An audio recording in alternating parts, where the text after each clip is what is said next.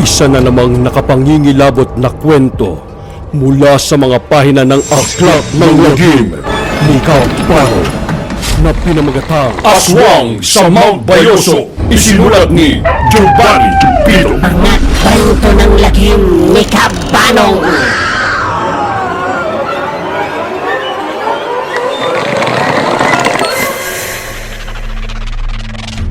Nag-aral ako noong taong 1994 ng Scout Ranger sa Camp Texon, San Miguel, Bulacan. At nalipat ako ng Camp Kapingpin sa Tanay Rizal noong taong 1996. 10 buwan lang talaga ang training ng Scout Ranger dahil sa hirap at sa dami ng malulupit, matitindi at mababangis na mga training. Napakaswerte mo bilang isang sundalo na makapasa.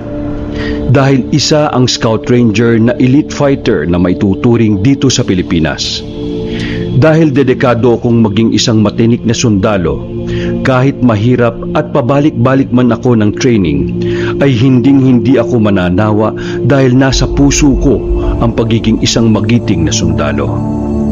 Kahit 10 beses man akong mabagsak, 10 beses ko pa rin itong babalikan para matapos ang kursong pinapangarap ko.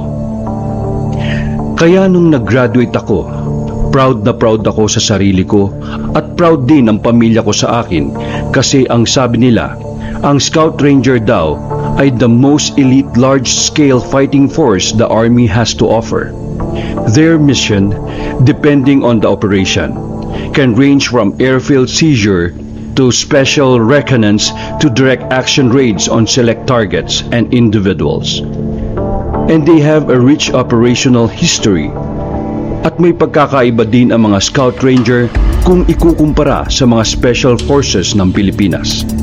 At ang pagkakaiba nila ay ang Special Forces.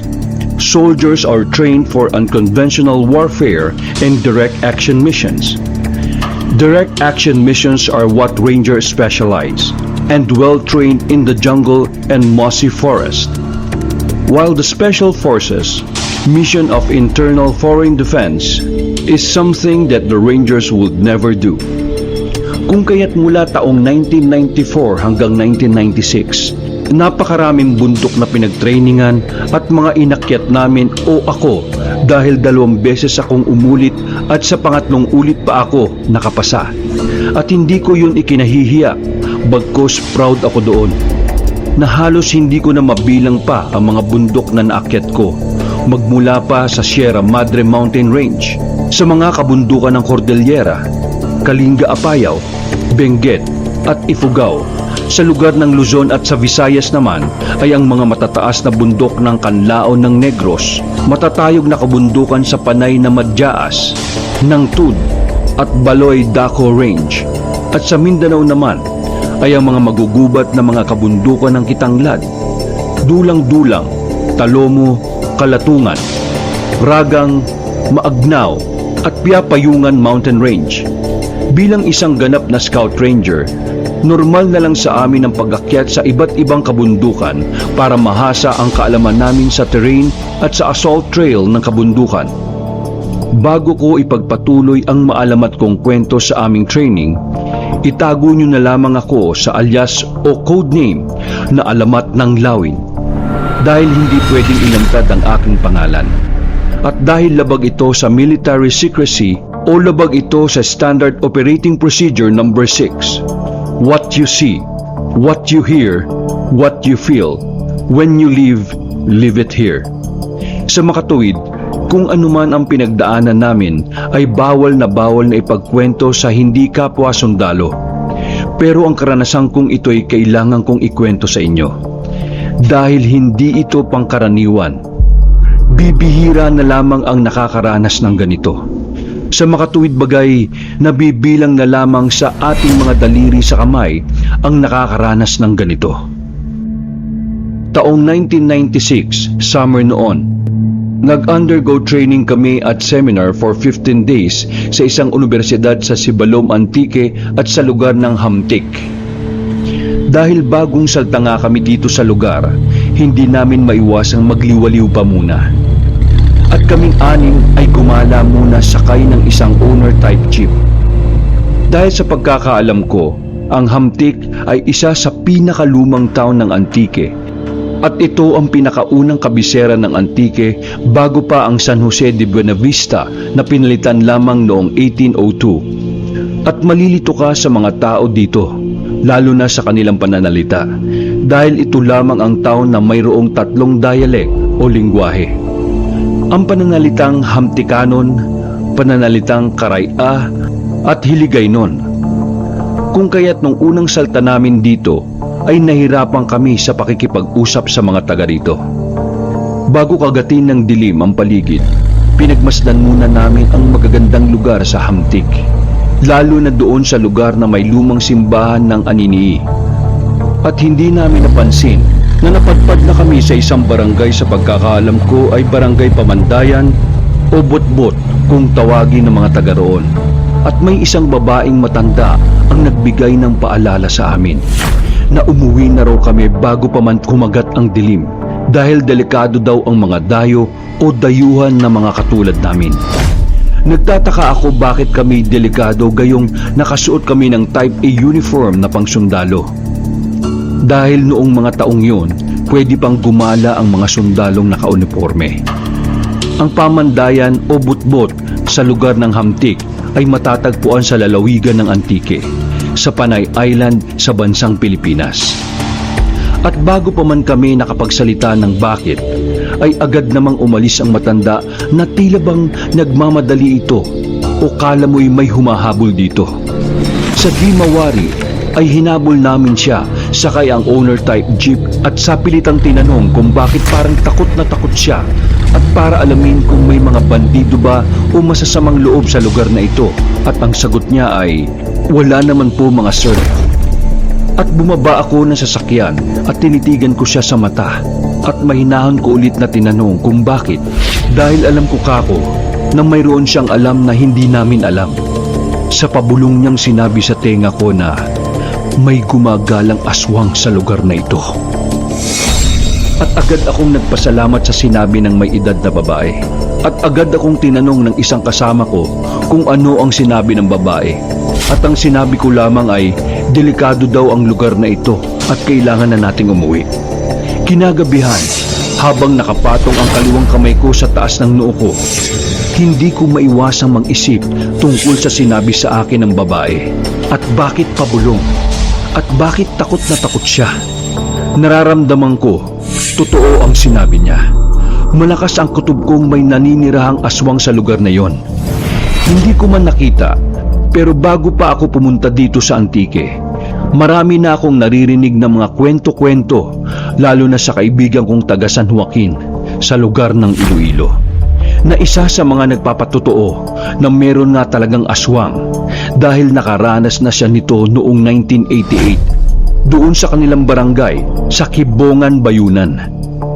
Dumayo daw sila ng pinsan niya sa isang festahan o bailehan doon sa nasabing barangay, at nang pauwi na sila ay inatake raw sila ng hubot-hubad na babae sa isang maliit at madilim na tulay, at doon sila nakipagbuno. Mabuti na lang daw at may maliit na kutsilyong dala ang pinsan niya na nakaipit sa medyas, kung kaya't inundayan ito ng saksak at biglang tumalon sa mayabong na tanim ng saging. At mula nun, kinalat nila sa kanilang baryo ang karanasang yun. At di pa yun natapos. Nasundan pa raw ito ng taong 1990 sa baryo ng Igbinangon. Gaya ng dati, dumayo na naman sila ng mga kaibigan at pinsan niya para sa isang festahan o bailihan. Dahil nga sa baryo-baryo ang lugar doon, hindi pa maiwasan ang mga kakaibang pormahan doon. Kung kaya't nakaagaw pansin ang pulang sapatos ng isang babaeng may edad na at itim na damit na panay ang tingin sa kanila. At noong pauwi na sila, nagkahiwa-hiwalay na sila ng mga direksyong magkakaibigan. Maliban na lang doon sa magpinsan na iisa lang ang daan. At doon daw nakita ng kaibigan ko at ng pinsan niya ang isang malaking itim na baboy na nakasuot ng kulay pulang sapatos, na ito ang sapatos na tinitingnan niya kanina na suot-suot ng matanda sa piyestahan. Dahil sa nakita, ay agad silang tumakbo pabalik sa lugar kung saan ginaganap ang pestahan. At pinagsasabi nila sa mga taga doon na may nakita daw silang baboy na nakasuot ng sapatos. At sabi ng mga taga doon, ay binagat daw sila. Ang salitang bagat ay salitang Hiligaynon. Ginagamit lamang ang salitang ito kapag nakakita ka ng aswang. At ayon sa Hiligaynon Dictionary, ang bagat ay a kind of monster or vampires believed in by the superstitious. It is supposed to appear in various strange shapes.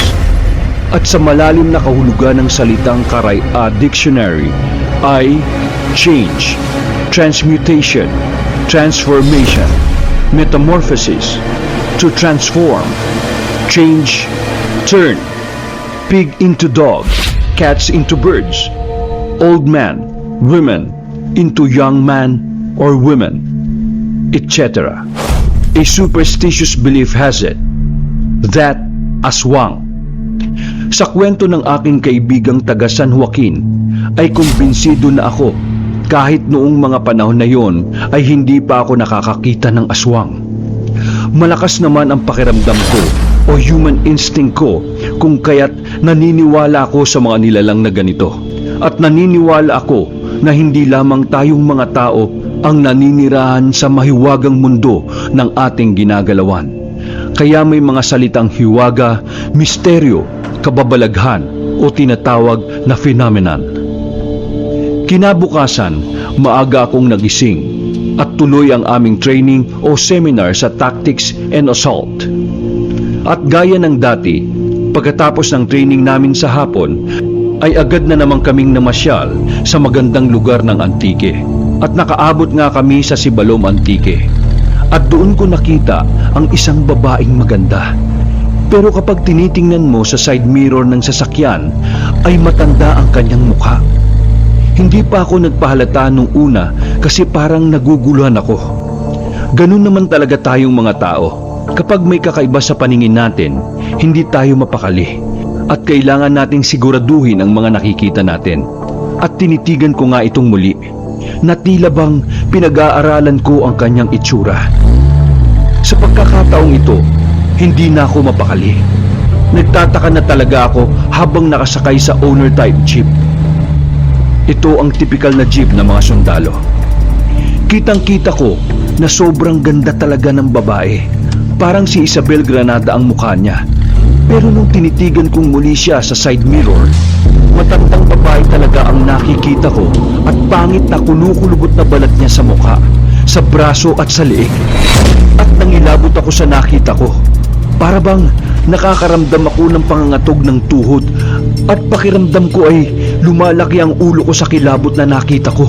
Hindi lang ako sigurado kung nakita din ng mga kasamahan ko o hindi dahil wala naman akong naririnig mula sa kanila. Kung kaya't tahimik na lang ako habang naguguluhan. At noong pauwi na kami sa school ng Hamtik doon sa tinutuluyan namin, sa kahabaan ng biyahe, biglang may tumawid na matanda sa daan. Nakatalikod ang matanda at nung umarap siya, laking gulat ko na siya ang matandang nakita ko sa side mirror ng sasakyan kanina sa Sidalom. At napamura ako ng malakas sa nakita ko na siyang ikinagulat ng mga kasamahan ko. Na ang babaeng maganda na nakita namin sa Sibalom ay siya rin ang matandang tumawid kanina sa daan. At doon, nakaramdam ng takot ang mga kasamahan ko at naging alerto sila sa kinauupuan nila. Lahat naman ng kasama ko ay naniwala sa salaysay ko sa kanina. At hindi porke sundalo ay hindi naniniwala sa aswang o sa kung ano pang nilalang. Naniniwala kami dahil pinag-aralan din namin ang mga bagay na ganyan. Mabilis na lumipas ang 12 araw at natapos na nga ang aming basic training at seminar. Pero may isa kaming final training o unang misyon bilang isang scout ranger. At ayon sa officer namin, dito masusukat ang galing namin sa terrain at jungle fighter. Kung kaya't tinawag ang misyon na ito na Operation Red Orchestra. Kung anuman ang ibig sabihin niyan ay kami na lamang ang nakakaalam. Ang magiging setup ay hahanapin namin ang maliit na red flag sa gitna ng bundok ng Dueñas sa Iloilo na kung tawagin ito ay Mount Bayoso. Dito itinago ng mga opisyal ang mga maliliit na kulay pulang mga flag na saktong-sakto lamang sa bilang namin mga Scout Rangers na umattend ng seminar training. Ang sino man na hindi makarating ng Hamtic Campus sa loob ng 7 araw galing ng Mount Bayoso sa Dueñas ay consider itong mission failed. O kung makarating ka man ng Hamtic Campus pero wala ka namang dalang maliit na red flag ay mission failed pa rin. Dapat kumpleto before 7 days na may dalang maliit na red flag na siyang hahanapin mo sa masukal na kabundukan ng Mount Bayoso. At kung sino man ang mauna at doon nakasalalay ang performance mo bilang isang sundalo. At dito kami iniwang lahat sa lugar ng Sibukaw at Sumandig. Ang kalahati sa amin ay sa lugar ng Sibukaw at ang kalahati naman ay sa lugar ng Sumandig. At doon kami magtatagpo lahat sa Mount Bayoso. Doon namin hahanapin ang red flag na tinago ng mga opisyal naming Scout Ranger. Ang tanging dala lang namin noong araw ng misyon ay barangay clearance bawat isa sa amin, dog tag, combat shoes kasama na ang medyas, identification card, jungle knife, camouflage na pants, t-shirt na kulay army green na may tatak na army sa harap at sa likod naman ang apelyido namin at kung anong company kami napapabilang. Nakasombrero ng pang-military, relo sa kaliwang kamay, kompas at isang military pen lights na noong 1996 ay di baterya pa lamang ang mga pen lights.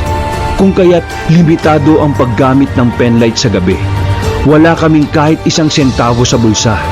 Kung kaya't diskarte namin kung ano ang kakainin namin. Wala kaming kahit na anong tubig na dala at malalayo ang pagitan ng bawat isa kapag binababa kami para siguradong maiwasang magkasama sa pag-akyat ng bundok. O maaring dito matest ang kaalaman namin, bawat individual sa pagbasa ng sitwasyon at pagbasa na rin ng terrain ng kabundukan. At higit sa lahat, sa pagbasa ng kompas. Maya-maya pa'y unti-unti nang kumakagat ang gabi. 5:30 ng hapon nang binaba kami isa-isa doon sa lugar ng Sumandig. Maaga pa pero madilim na ang paligid. Unang batch kaming binaba pero iba-iba ang lugar na pinagbabaan ng bawat isa sa amin. Ang pangalawang batch naman ay sa Sibukaw naman na lugar. Simula 6:00 ng hapon hanggang 10:00 ng gabi ang paglalakbay ko paakyat sa masukal na kabundukan ng Dueñas. Hanggang sa marating ko ang lampas paanan ng Mount Bayoso, ang hindi ko inasahan na mangyari ay nangyari nga sa makakapal na mga puno ng saging ng Mount Bayoso sa Dueñas. At doon ko nakita ang isang babaeng baliw sa masukal na kabundukang yun. At agad ko itong nilapitan at titingnan o tutulungan sana dahil akala ko'y isang baliw lang. Kaya nung nilapitan ko at tanungin kung bakit gabing-gabi na dito pa siya sa masukal na kabundukang lugar na ito.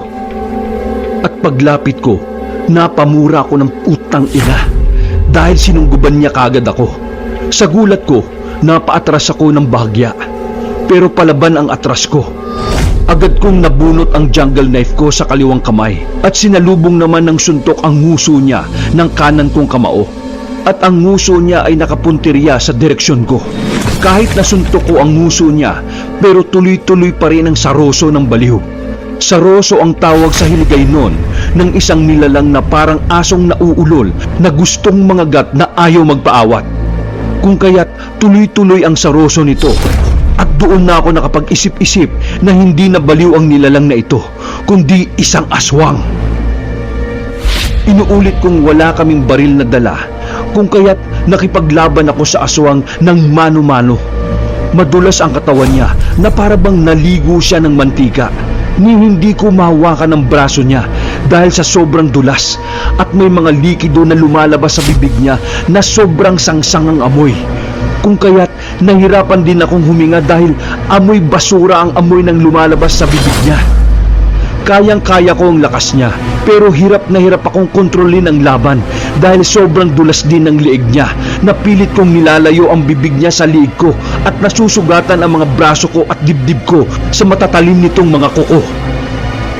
Hindi ko talaga kayang pigilan ang kanyang mga kamay kung kaya't nagawa niyang sirain ang damit ko. Sira-sira ang inabot ng damit ko. Nangihina ako sa amoy ng hininga niya. Doon talaga ako nawawalan ng lakas dahil mas mabaho pa sa bulok na hasang ng isda ang amoy ng kanyang hininga. Nasusuka ako habang nakikipagbuno sa aswang. Matagal ang labanan namin pero hindi niya ako magawang kagatin. Nagawa niya lamang na tusukin ako ng matatalim niyang mga kuko. Habang nakabaon ang matatalim niyang mga kuko sa braso at dibdib ko, binabaon ko rin ang jungle knife sa kanang braso niya habang ang kanang kamay ko naman ay nakapigil sa leeg niya para maiwasan ang pangangagat niya. Sa lakas ng aswang, ako ang unang nanghina sa aming labanan. Kung kaya't napahiga ako at nagpahinga ng konting segundo para bumawi ng lakas. Habang ulol na ulol ang nguso niyang pilit inaabot ang leeg ko at baon na baon ang mga kuko niya sa magkabilang braso ko na nakatukod naman ang kanan kong kamay sa kanyang leeg habang nakatukod ang jungle knife sa kanan niyang braso. Ang kaliwa kong kamay na kapag lumalapit ang katawan niya sa akin ay siya naman ang baon ng jungle knife ko sa kanang braso niya. Kung kaya't hindi din siya makagalaw sa aming posisyon. At sinabi ko sa sarili ko noong panahong yon na bahala na si Lord sa buhay ko. At isa yon sa pinakamahirap na sitwasyon sa buong buhay ko. Nasa bingit ako ng kamatayan o tinatawag na between life and death. Halos sa mga 15 minutos din kaming nakipagbuno sa isa't isa. At inipong ko ang lahat ng lakas ko para bumalikwas at iwasiwas ang patilim kong dala dahil hindi ako papayag na isang babaeng tulad nito lang ang papatay sa tulad kong sundalo. Kung kaya't malaking insulto para sa akin kung mamamatay ako dito sa bundok na ito. Hindi maaari, sabi ko sa sarili ko. Hindi maaari na mamatay ako sa nilalang na ito. At papatunayan kung kayang-kaya ng isang sundalo ang isang aswang. Hindi basta-basta sumusuko ang tatak Scout Ranger sa kahit anong laban. Lalaban kami ng patayan hanggang sa huli naming hininga. At hindi kami susuko basta-basta. Habang nakikipaglaban sa aswang, sinisigaw ko ang aming Oath of Ranger. Para lumakas ang aking loob na hindi kami basta-basta mawawalan ng lakas ng loob. Ang mga katagang ito ang paulit-ulit kong sinisigaw habang halos mawalan na ako ng pag-asang makipaglaban sa isang aswang. Ako ay isang ranger, mga kalalakihan lamang na may determinasyong bakal, kwalipikadong maging isa. Sanay ako tulad ng isang panther. Katahimikan, matulin, walang takot. Ang pagkakaroon ko lang, nagyayelo sa dugo ng mga kaaway. Hindi ako matatalo sa kanya. Hanggang sa huling mga segundo ng kanyang buhay, namumuno ako sa bundok, sumisiksik ako sa gubat. Araw o kadiliman, kalmado o bagyo, walang pagod sa pamamaril, mabangis sa laban. Ako ay isang ranger, ang pinakamasamang bangungot sa guerrillas. Natupad, tanod gubat. Hindi niya ako nagawang kagatin pero marami akong kalmot sa pamamagitan ng kanyang matutulis na mga kuko. Sa gigil ko makaganti sa kanya habang sinisigaw ang mga katagaan ng Oath of Ranger. Sinaksak ko ng sinaksak ang kanang braso niya. Gusto kong putulin sa gigil para mawalan siya ng lakas. Napigilan ng mga braso ko habang baon na rin ang kanyang mga kuko. Hindi ko tinantanan ang saksak sa braso niya. Sobrang gigil ako sa braso niya dahil masakit na ang pagkakabaon ng kanyang kuko. Kung kaya't di ko na tinantanan ng saksak. Nang dahil sa gigil, nagsisisigaw na ako dahil gusto kong matapos na ang labanan naming iyon. Gusto kong magkaalaman na kaming dalawa kung sino ang matibay sa amin. Matira na ang matibay, sabi ko sa sarili ko. Laking pasalamat ko sa jungle knife na dala ko. Kung hindi dahil sa matalim na jungle knife na ito, maaring patay na ako ngayon. Dahil nga hindi ko na tinantanan ng pagsaksak sa braso niya, agad itong tumalon sa masukal na bahagi ng mga punong saging habang naiwan naman ang kanang kamay niya na hindi ko man lang namalayan na putol na pala hanggang sa may bandang siko. Nakahinga ako ng maginhawa nang mawala ang aswang sa harapan ko at ang masangsang na amoy nito. Habang patuloy na tumutulo ang mga dugo mula sa braso at dibdib ko, dulot ng pagkakabaon ng matutulis at matatalim niyang mga kuko. At agad akong naghanap ng dahon ng malunggay para magamot ang mga sugat ko. Sa kasamaang palad, dahil sa masukal na ako ng parte ng bundok, wala akong makitang puno ng malunggay. kung kaya't dahon ng mayana ang pinanggamot ko sa mga malalalim kong sugat. Hindi na ako nakatulog ng gabing yon. Tuloy-tuloy ako sa pag-akyat habang tuloy-tuloy din ang paggamot ko, at minsan pa'y nakakita ko ng punong bayabas, kung kaya't ninata ko ang mga dahon nito at dinura ang katas sa mga sugat ko para kahit papaano ay magamot. Kahit mahirap ang kabundukang ito, pilit ko itong inakyat habang kinakanta ang Ranger song para pampalakas ng aking loob. We strike tayo ay masasaya at malaya, mga ibon ng parehong balahibo, magkakasabay kaming nag-flutter. Scout Rangers ng kapalaran tayo, kami ay umaawit, binabati ang gabi ng isang kanta, tumatawa sa panganib na nakikipaglaban tulad ng isang panther. At lupigin ang paghihirap palagi, mga anino upang maitago kami, at mga maliliwanag na bituin upang gabayan kami sa gabing gumagala kami. Walang sino man ang makakahanap sa amin kung saan man natin pipiliin na gumala. Sumakay, nagmamartsa, gumagapang tahimik sa gubat. Scout Rangers ng kapalaran tayo, naghahanap at nakikipaglaban at tumatawa at mapagmahal. Scout Rangers ng kapalaran tayo. Pasuray-suray akong umaakyat sa kabundukang yon, habang paulit-ulit kong kinakanta ang mga katagang yan. At noong nasa taas na ako ng bundok na yon, medyo nahirapan din akong maghanap ng red flag. Kaya inabot din ako ng mga ilang oras sa paghahanap. At pagkalipas ng 4 hanggang 5 oras, ay nakita ko rin ang isa sa mga red flag na nakatusok sa puso ng saging. Tanging mga bungang kahoy lang ang kinakain ko, tulad ng mga ligaw na bungang bayabas, wild berries, tino-tino, kamatsili, hilaw na mga saging, hilaw na gabi, hilaw na kamuting kahoy, at kung ano-ano pang mga halaman o bungang kahoy na pwedeng kainin. Laman din ang sikmura. Aaminin ko, mahina na ako, pero sa ngalan ng misyon ay kailangan kong itong tapusin. At naniniwala ako sa kasabihang duty first before anything else. Nangihina man, pinilit kong makababa sa masukal na kabundukang yon. Bit-bit ang isang braso ng aswang na siyang naputol ko sa pakikipagbuluko sa kanya. Kailangang mai-report ito sa barangay para malaman nila na may aswang na gumagala sa bayo nila. At bumalik nga ako doon sa bayan ng Sumandig. Na-report ko sa barangay ang nakita kong aswang kagabi. Dala ko pa ang kamay ng aswang.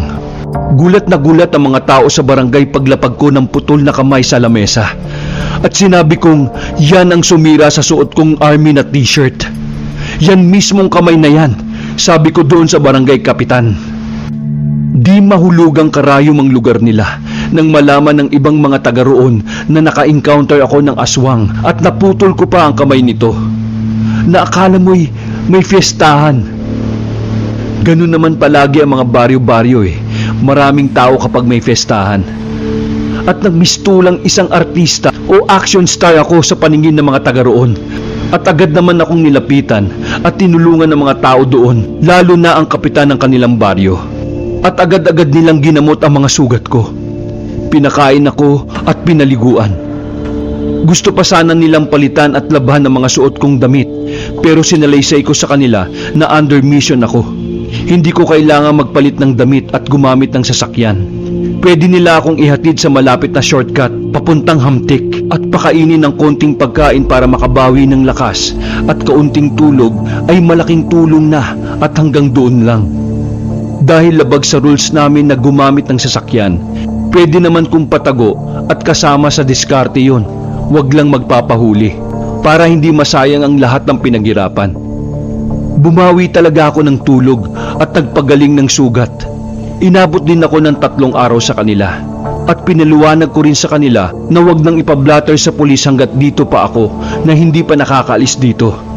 Dahil baka kunin pa ang pangalan ko at malalaman na nagstay ako ng 3 araw dito. Mawawala ng saysay ang misyon ko. Sinabihan ko na lang sila na sabihin sa pulis na may mga ngasong naka-encounter ng aswang at naputol nito ang kamay ng aswang. At wag na wag banggitin na may napadpad na sundalo sa lugar na ito. At ganun nga ang ginawa ng kapitan. At pinagsabihan na rin ang mga tsismoso't tsismosang mga taga roon. Pagkalipas ng 5 araw, nakarating ako sa hamtik ng lakad lang. Nag-shortcut ako sa mga kabundukan ng Panay na may layo na 136 km mula Dueñas, Iloilo to hamtik sa Antique. Nasuot-suot ang sira-sirang t-shirt. At nakarating nga ako ng hamtik sa Antique na dala ang red flag na nagpapatunay na mission accomplished ang unang misyon na ibinigay sa akin. Proud ako dahil halos kalahati ang nakapasa sa amin. Dahil ang iba ay naligaw sa taas ng bundok. Nagkulap sa gutom, na-dehydrate, kinagat ng aso, nabugbog, napagkamalang magnanakaw. May napagkakamalang baliw at may nagstay na lang sa bundok dahil hindi makita-kita ang red flag kung saan matatagpuan sa taas ng masukal na bundok na yon. Iba't ibang karanasan ang sinapit namin at alam namin na balang araw ang mga karanasang ito ay magagamit din namin sa aming buhay at sa tamang panahon at sa pang-araw-araw na aming pamumuhay. Kung kaya't kumanga ako sa mga kasamahan kong nagpursige sa pag-aaral na ganito. Dahil para sa amin, para kaming isang magaspang na kahoy at ang training namin ang siyang papel de liha na habang hinahasa kami ay lalo kaming kumikinang at gumaganda. Sa paglipas ng ilang pang mga araw, pumunta ang isa sa mga kagawad ni Kapitan doon sa Sumandig para kumustahin ako. At nalaman ko mula sa kanya na may isang babaeng naputulan ng kamay doon sa baryo ng Sumandig. At nalaman nga ng mga taga roon kung sino nga ang aswang sa kanilang baryo. At yun ay nanatiling lihim sa hanggang ngayon kung sino ang mahiwagang lalaki na minsan nang napadpad sa lugar nila at nilabanan ang isang salot sa kanilang baryo na siyang kinatatakutan ng mga tao roon nung mga panahon na yon. At pinaabot daw ng kapitan ng baryo nila ang pasasalamat sa akin. Dahil kung hindi sa akin, hindi nila nalaman ang isang pamilyang aswang sa lugar nila sa Sumandig, Dueñas, sa parte ng Iloilo. Napakalaking tulong lalo na sa mga nagdadalang tao sa lugar, sa mga kabataan at lalo na sa mga turista o dayuhang pumapasyal doon. At hindi rin nagtagal ay nalaman din ito ng officer ko noong nirescue na nila ang ibang mga kasama naming naiwan doon sa bundok ng Bayoso. At ang ilan sa mga kasama namin ay nabaliw ng dahil sa gutom. Salamat sa Diyos dahil walang nasawi sa amin. At dahil doon, kinausap ako ng opisyal namin sa nangyari. At ang sabi niya ay proud nga daw siya sa akin kasi nakabalik pa rin ako ng buhay sa kampo namin dun sa hamtik.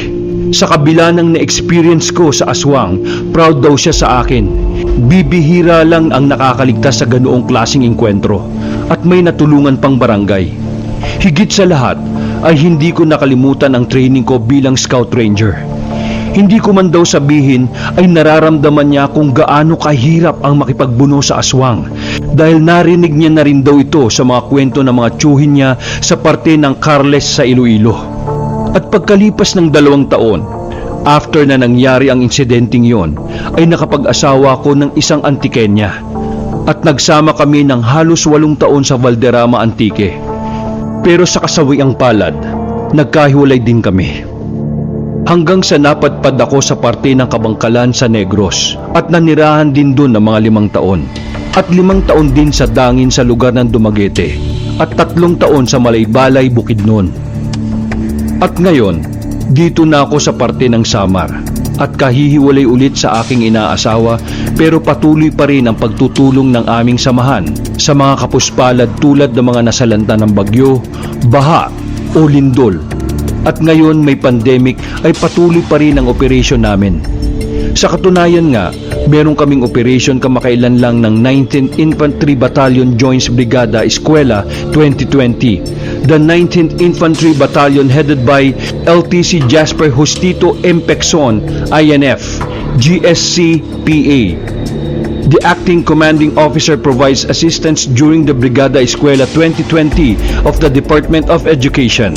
Amidst COVID-19 pandemic, armed with cleaning tools, troops of 19IB, together with the parents and faculties of 3 participating schools, namely San Jose National High School, San Jorge Elementary School, and Rosalim Integrated School, or San Jorge Samar, conducted clean-up drive, minor repair of school facilities, and disinfection of vicinities in preparation to the opening of classes through blended learning and in compliance of protocols set by DepEd and DOH. We 19th Infantry Battalion emphasize that the AFP's support to our stakeholders, particularly the DepEd, will not be hampered by any pandemic. We will remain committed in assisting our partners in peace to ensure that basic services will be delivered to our constituents. Bilang sundalo, ipagpatuloy nyo lang ang pagpupursige sa buhay. Tulad nyo, ako rin ay naghirap din o baka sobra pa sa mga naranasan nyo ang sakit na naranasan ko. Sana magsilbi itong aral para sa inyo o katulad ng isang papel de liha ang kwentong ito. Para sa inyo na habang nasasaktan sa buhay, na kapag kinikiskis ng papel de liha ay mas lalong gumaganda at kumikinang. At sana kuminang kayo ng gusto sa inyong pang-araw-araw na buhay. Salamat po sa inyong pagbasa sa aking maalamat na istorya. Kung kaya't tawagin niyo na lamang akong ang alamat ng lawin.